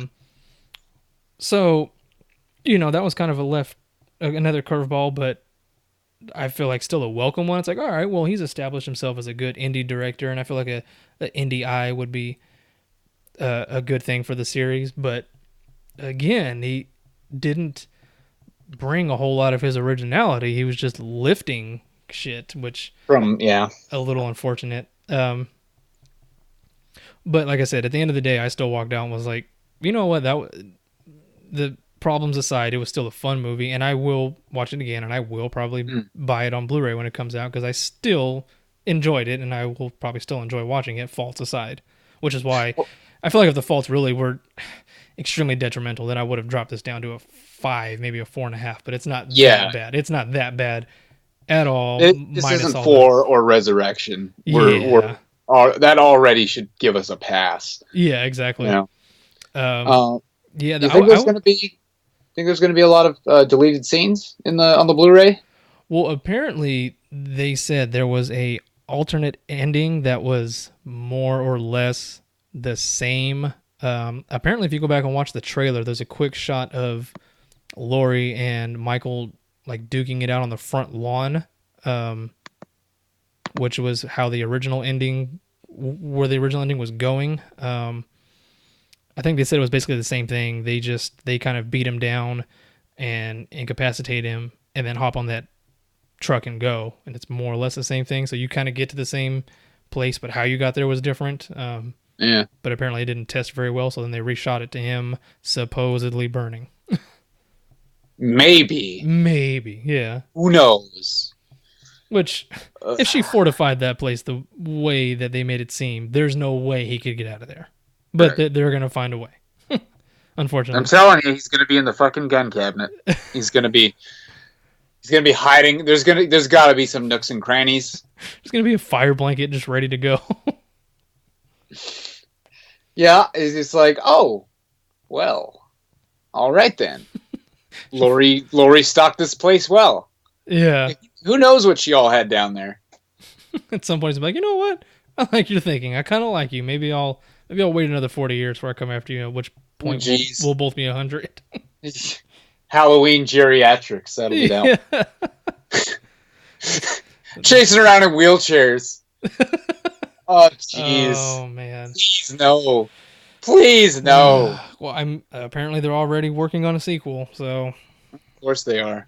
I heard that I was gonna say none of the original people are coming back, but what I mean by that is Danny McBride and David Gordon Green aren't coming back. Good. Yeah, They- yeah. I was gonna say Homemade Pineapple Express 2. It finally. looked pretty good during This Is the End. Yeah, right. I want to see Woody Harrelson being a bad guy. Oh God, yeah. And Yeah, I don't know. It is what it is. Yeah. Okay, here's a fun game that we could play. Uh, Out of the three, okay, so Nightmare on Elm Street, Friday the 13th, Halloween. Well, I guess this doesn't really fit in because it's not a remake. eh, But like, who did it better? Well, Halloween probably, in my opinion, because I haven't seen the other two. So I'm just gonna make assumptions and say, hey, Halloween 2018, you got a 7 out of 10. Good job.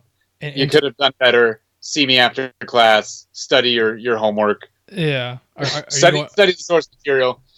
Yeah. Are you going in terms of like their remakes?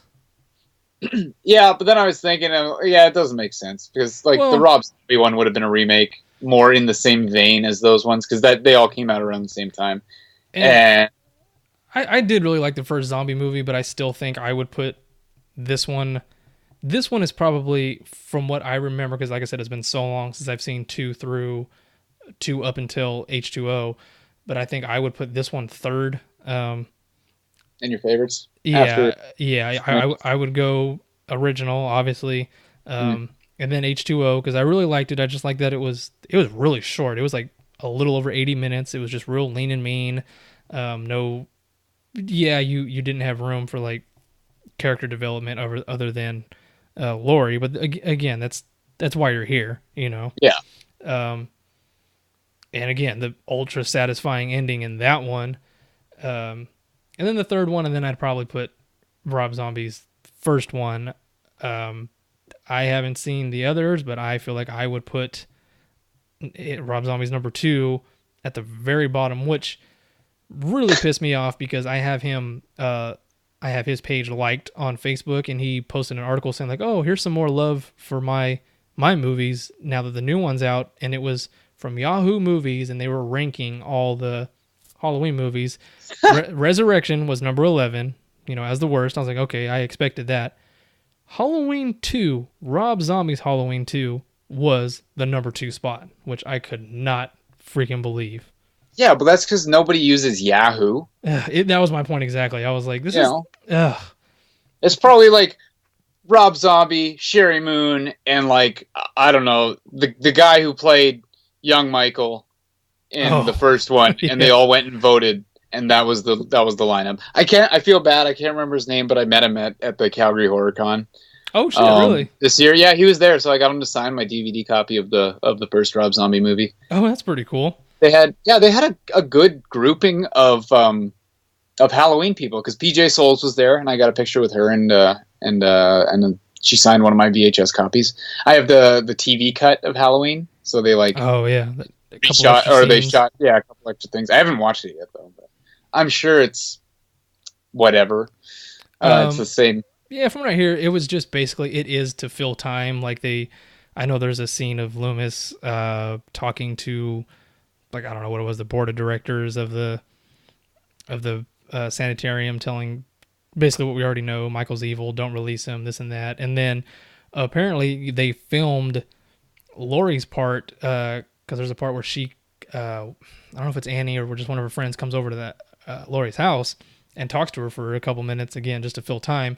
but they were shooting that at the same time they were filming Halloween 2, and like a different actress or something. No, it was the same actresses, but Laurie's hair was different, or Jamie Lee Curtis's hair was different for some reason. That entire scene, they make it look like she just got out of the shower and she has her hair wrapped up in a towel. Sneaky. Mm-hmm. Well, maybe next year at the HorrorCon they'll bring Jamie Lee Curtis, because they always splurge on one big guest. But that I don't know. That would be cool. Linda Blair's a little cheaper to get, I think. Oh, yeah. Unfortunately, yeah. I would absolutely love to get something autographed and or a picture with Jamie Lee Curtis. That would be freaking awesome. Yeah, that'd be where it's at. We have a autographed picture of PJ Souls that we got in a. Was it the horror box? There was like a monthly horror box thing. The BAM box. I didn't get it in the BAM box. I got it in the. It was like a horror themed. There's a name for the boxes that come out, and they're like the nerd block, horror block. That's what it is. Oh, okay, yeah. So, yeah. Oh, maybe that's where we got it from. Could be. Because it's like she has like the baseball cap, and she's like looking over and like, Yeah, you know what? I think we might have got the same one then. Yeah, I think I see it all over the internet. I bet she did like a zillion of them and just like sends them in. Yeah, kind of going off of that a little bit. I also have it's a picture of oh my god, what is the damn killer from Scream called? Ghostface. There's a Ghostface killer. Yeah. Oh my god, I just got reference. No, I'm kidding. We have a picture of Ghostface, but it's signed by Skeet Ulrich. Okay. Yeah, I think that was the one that came in the BAM box. So that's pretty cool. And since it's Halloween time, we have all those pictures hanging up in the house right now, because why not? Right? Yeah. Shit, I don't even know where mine are. I should frame them and leave them around the house. Yeah. Signed picture of PJ Souls. So we're gonna go with a soft 7 and a hard 7, which we'll go with the medium 7. We'll go with the half chub 7. All right. I was gonna say not a morning wood 7. No, it's not a flaccid or a fully erect 7. It's just kind of like half chubbed. That's our rating. Official rating of Halloween 7. Yeah. Oh, no, fuck. Halloween 2018 half chub 7. Hashtag half chub 7. Oh god, I'm gonna have to put that in there now. All right, well, is that gonna do it for? Oh, actually, I take that back. That's not gonna do it. My biggest gripe with this whole thing from day one has been the lack of an original fucking title. Like, come on. Like, serious. I get we're continuing on with the first one. If anything, fucking call it Halloween Chapter 2. You know what I mean? Hey, well, what's the next one going to be? Is it going to be Halloween 2 or Halloween 3? Yeah, because, oh god, talk about confusing the shit out of people. Like, fuck it, we'll just keep calling it Halloween. Because it's all in the same, it's like, this isn't a series, it's not a TV series where episode 1, episode 2, you know what I mean? Yeah. All right, well, I guess we're done with this, because... All right, fuck it, 6.5 out of 10. So then it's a 6.75 altogether. It's a 6. No, we'll stay with the half chub 7. I like that. Half chub 7. All right. Well, yeah, we'll stick with that. I'm just gonna throw that hashtag in at the end of it, and people are gonna be like, "The fuck does that mean? What does that even mean?" It's gonna be an Easter egg. Like, if you stuck around for the 2 hours, you'll know what it means. Hey, this is Cam and Brad saying thanks for sticking around to this point in the podcast. Now you can be cooler than all your friends and teach them about the half chub 7. That sounds maybe. That doesn't sound good. Don't teach your friends about the half chub 7. Let Halloween 2018 do it for you. Yeah, exactly. You'll know what it is after you see the movie. Jesus. Yeah. All right. Well, let's do this again when the Blu-ray comes out, and we'll watch it again, and then we'll talk more shit about Halloween 2018. Do a little reevaluation. Maybe we'll be able to bump it up to a full chub 8. Yeah. I highly doubt that. Yeah, I don't think it's gonna hit a home run. I don't think it's going all the way. Maybe a flaccid 8. We'll see. Yeah. All right. All right. Well, as always, man, I thank you for doing this, and Actually, I meant to say this in the beginning. You are now officially my first repeat guest.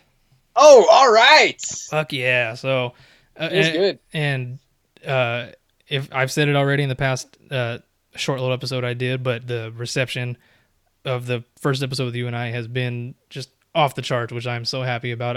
Not that I wasn't expecting it, but once you get it, it's like fuck yeah, you know what I mean? All right. Yeah. Well, thanks to all of our listeners out there. Yes. You guys rock. Thank you. You warm the cockles of my heart. You're giving me the half jump 7. Yeah, all right. I guess we'll leave off on that note. That's a good one to leave it off on. All right. Thanks for having me on, Brad. Thank you for being on, man. I appreciate it. All right. See you next. Take care, man. All right, I'm hungry. I'm gonna go get a bite to eat. Let's do that. All right, man. Thanks a lot. All right, I'll talk to you. Another 2-hour episode. I know. Oh, it's good though. It's fun.